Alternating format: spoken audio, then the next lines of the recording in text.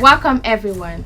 So while I was going through the internet like some hours ago, I came across an article that's titled 16 Sad Facts About Nigerian Education.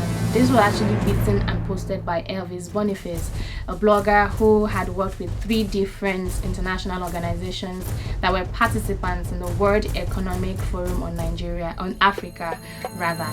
And sadly, I saw that the article only got 2 comments, and that I assume as an evidence of our ignorance towards the affairs of the country. Putting into considerations that in the past many had been silenced for speaking out for justice and all, but we still ought not to ignore articles, ideas or projects that addresses genuine possibilities of the root of our nation, most especially those that address and promise better education.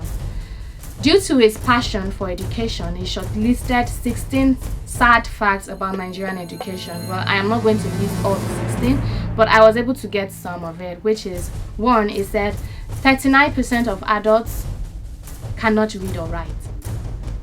You can testify to that. Conflict in Nigeria has destroyed 28% of schools in one state.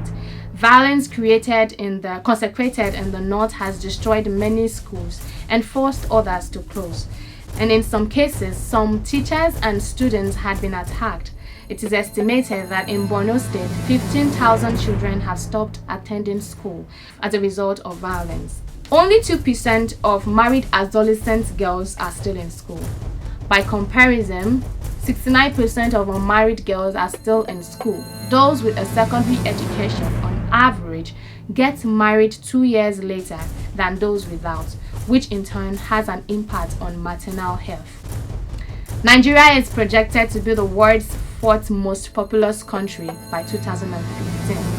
This rate of population growth translates to about 11,000 babies every day who will need schools, materials and qualified teachers from an already insufficient system. No government or agency is clearly accountable for results.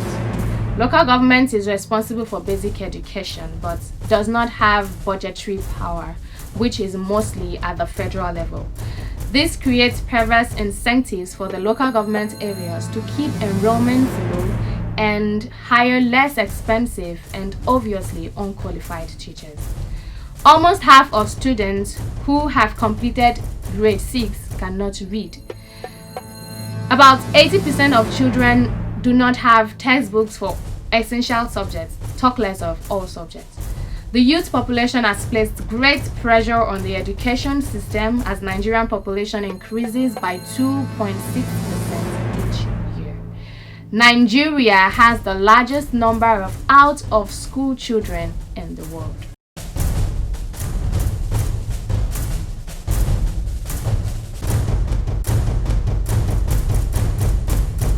In total, 10.5 million children, almost half of primary school age children, are out of school, while in some areas enrollment rates are high as 99%.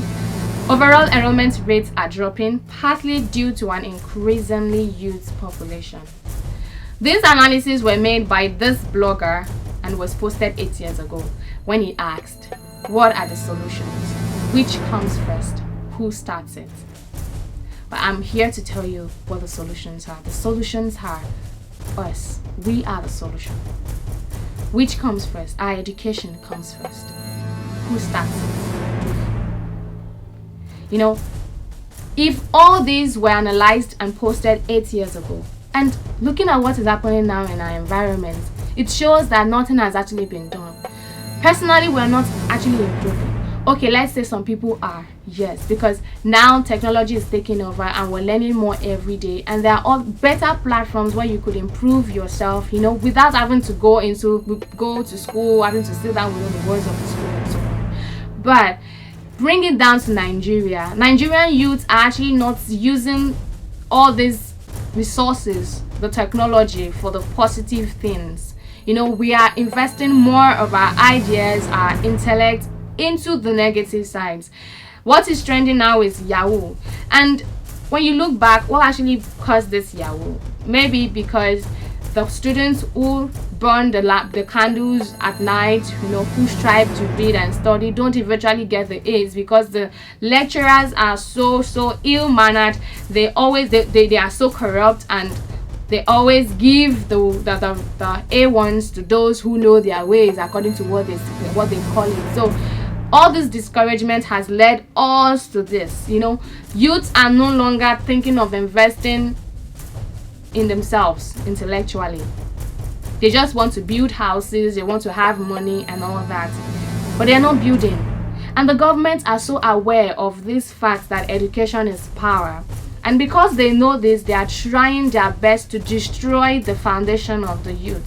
When you're not educated, when you cannot speak for yourself, when you don't know anything, how are you going to lead people? But we're not seeing it. All we're after is making money. We're investing our time, our ideas, our energy, our brain.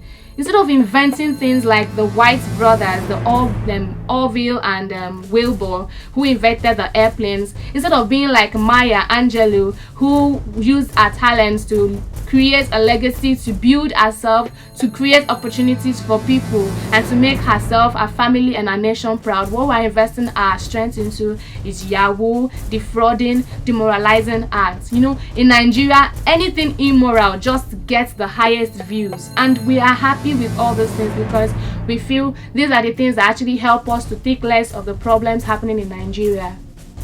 Look now, today we don't have petrol. People are actually out there sourcing for fuel one way or the other.